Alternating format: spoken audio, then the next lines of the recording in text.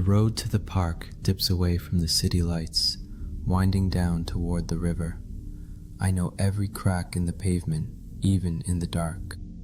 It's almost 10 p.m., and the park's always empty by now. No lamps, just the shapes of trees and the river somewhere ahead, hidden under all that black. I cut through the open field, grass whispering against my jeans. My bike's tires crunch a little, but it's the only sound. Even the river feels far away here. At the end of the field, there's this squat stone, my spot. I lean the bike against it, sit down, and let the dark swallow me up. The river's just a few steps away, gurgling quietly. I light a cigarette, scroll through my phone. The screen's glow feels like a shield, even though it barely touches the dark around me. 30 minutes slip by. I barely move, just the sound of water, the occasional rustle, and whatever's playing on YouTube. I forget how dark it is until my phone's battery warning flashes. Something shifts. I catch a flicker, movement maybe, or just the way the dark bends. My thumb hovers over the screen. I tell myself it's nothing, but my neck prickles. I squint into the dark. There, something about 10 meters off. Not a branch, not an animal. It's moving, slow, careful, like it's trying not to be heard. The shape drops to the ground. My heart stutters. I think, raccoon? But it's too big, too deliberate. I flick on my bike's light and aim it straight ahead. The beam shakes in my hand. It lands on a guy, crouched low, staring right at me.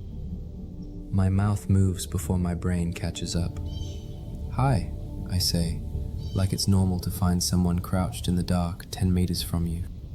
"Turn it off." "Why?" I ask, like I'm still not sure this is real. He doesn't move, just keeps staring, crouched, eyes catching the edge of my light. "Turn it off." I say, I'm just going to leave as I grab my bike, eyes locked on him. He doesn't rise, doesn't blink. I keep the light on him, wheels crunching grass as I back away. As I roll away, he stands, steps toward where I'd been sitting, then drops down again, like he's searching for something or waiting. I pedal faster, the field stretching between us. My lungs burn, but I don't stop until the lights of the city start to bleed back in. When I finally slow down, I'm surrounded by apartment blocks and streetlights again. My hands are shaking. I keep glancing back, half expecting to see someone following, but there's nothing. Just my own breath, ragged in the cold. I keep thinking, if I'd looked up just a minute later, if I had ignored that flicker in the dark, would he have come closer? Or was he just waiting for me to stop paying attention? I don't think I'll go back to that stone at night. Not for a while. The river's still there, but the quiet feels different now. I guess you never really know who's waiting in the dark.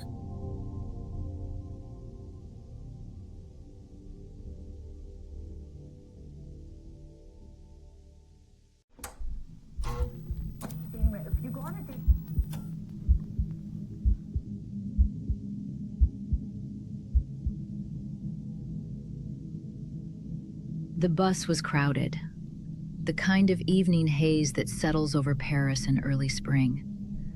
I pressed my bag tight against my side, trying to ignore the ache in my feet. I'd just finished a long day at uni. My stop was still a few minutes away, but I could feel someone watching me. Not just a glance, something heavier, like a weight on the back of my neck. I'd gotten used to stares. This city teaches you fast, but this one felt wrong. It was animal, almost, like I was something to hunt. I tried not to look, but I could feel his eyes burning into me, even as I stared at the floor. I made a decision. I'd get off early. I didn't want him to see where I lived, not tonight. I waited, heart thumping, until someone else pressed the stop button. I stood up at the last second, barely glancing around as I slipped off the bus. For a moment, I let myself believe I'd lost him. The city felt almost friendly, the rain washing away the day's grime.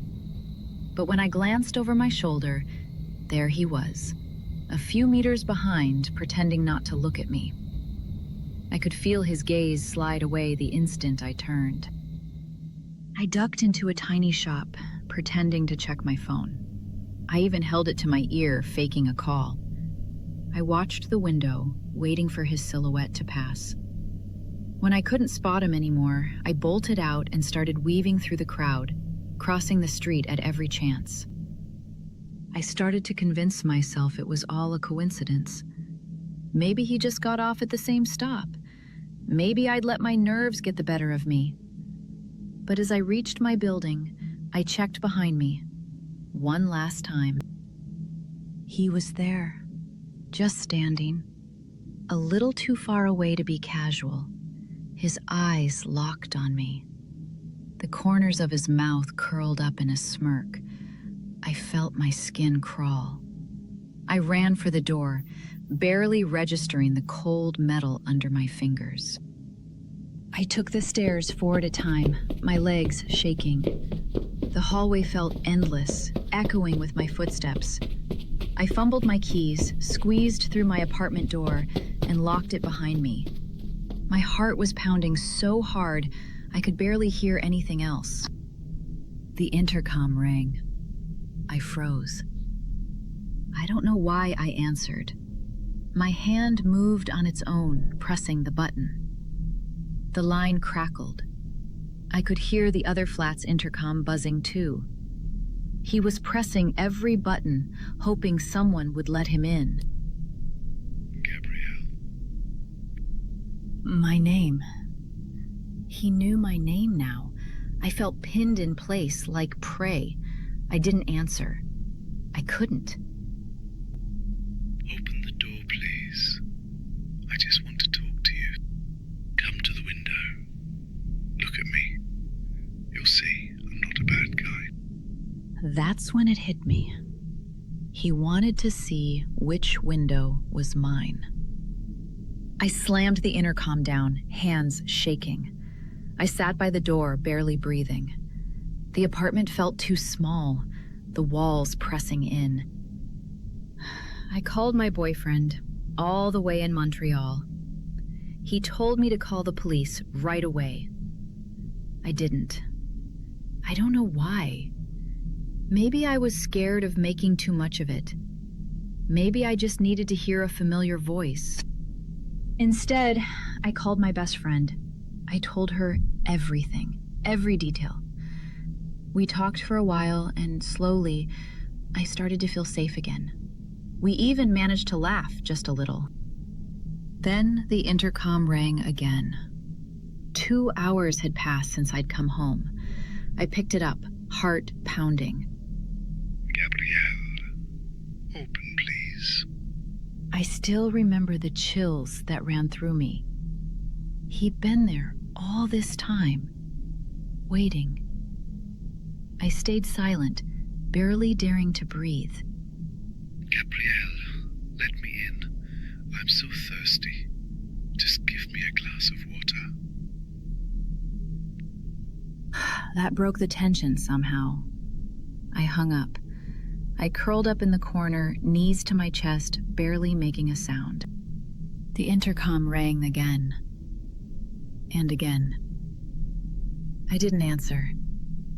I just listened to the silence between the rings, counting my breaths. I must have fallen asleep, curled up on the floor. At some point, the intercom rang again, slicing through the quiet. I didn't answer. I just let exhaustion drag me under. Morning came too soon. I was afraid to open the door, afraid he'd still be there. I called my dad. He came right away. The hallway was empty, but in my mailbox, there was a note. Just a scrap of paper folded twice. On it, in shaky handwriting, Gabrielle, I am a nice guy. You should have opened to me. We went straight to the police. They listened, nodded, told me I should always call if something like this happened again. My dad called a locksmith that day. He had a new code installed on the building door. He left a note for all the neighbors. Don't open the door for anyone you don't know. For a week, my dad sat in the cafe across from the building every night with two of his friends. I never saw the stranger again, but I changed my route to uni every day.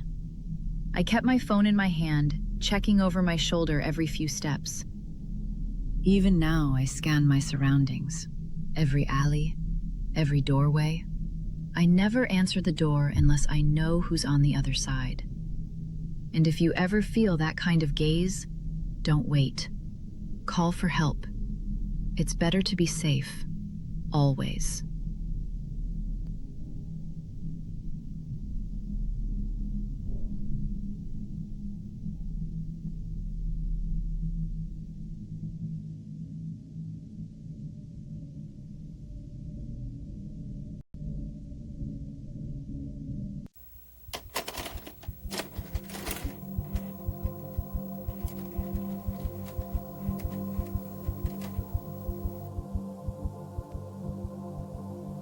I was 7, maybe 8, when this happened.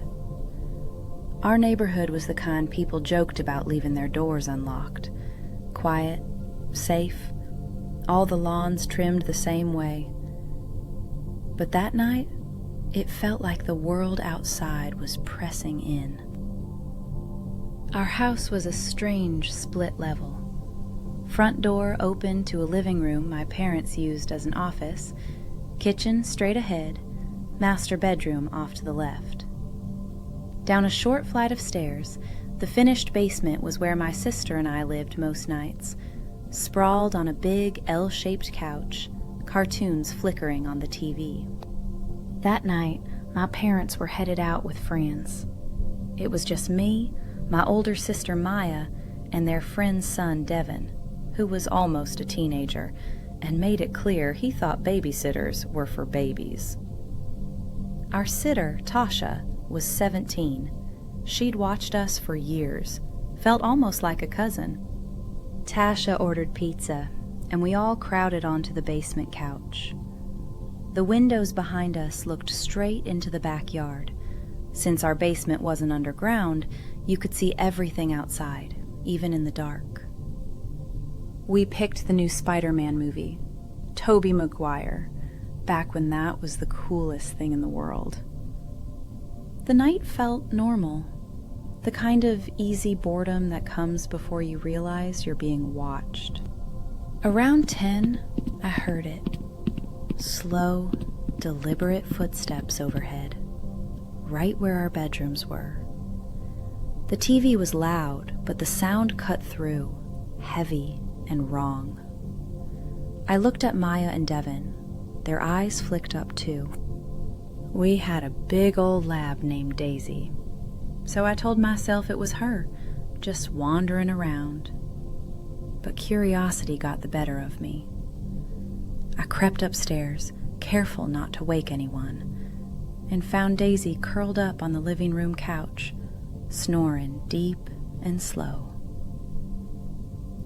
My chest tightened. If Daisy was asleep, who was walking around upstairs?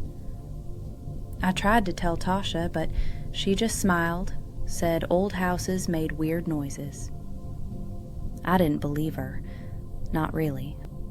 15 minutes later, the footsteps came again, heavier this time, pacing back and forth. Tasha muted the TV.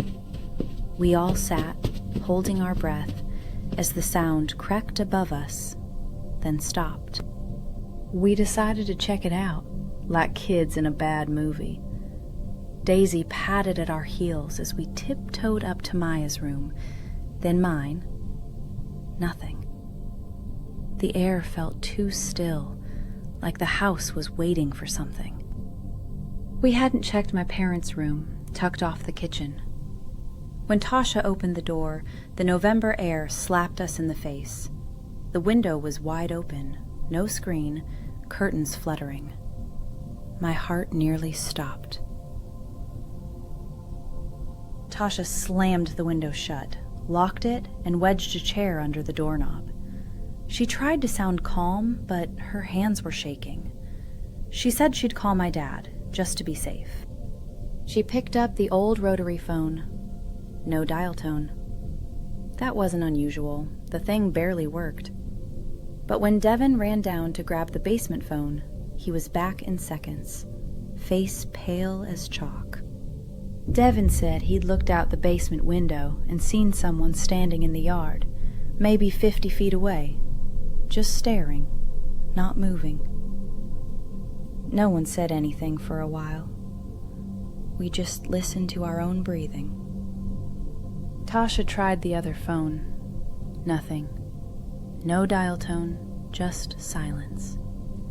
She whispered about running to her car, but none of us wanted to step outside, not after what Devin saw. It was past 11.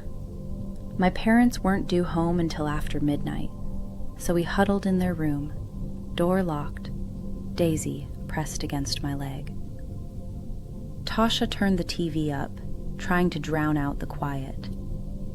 My parents came home early, worried when they couldn't reach us. When they walked in, we all started talking at once, about the window, the footsteps, the figure outside. The police came, walked through every room, asked us to show them where we'd heard things. They found the phone line outside, sliced clean. There were cigarette butts scattered by the basement windows. None of us smoked. The officers checked every closet, every crawl space. Nothing was missing, nothing out of place. But the windows in our rooms upstairs weren't locked. It was possible someone had slipped in and out. Maybe through my parents' room, maybe out a second-story window. 10 feet wasn't impossible. For a week, police cruisers circled our street. No one ever saw that figure again. But I started pulling the curtains tight every night, and I never sat with my back to the basement windows again. Even now, years later, I still get uneasy when I'm alone at night. I wonder what that person wanted, what they were waiting for. I'm not religious, but I'm grateful my parents came home early. Sometimes, I think about how close it all was, how thin the walls really are.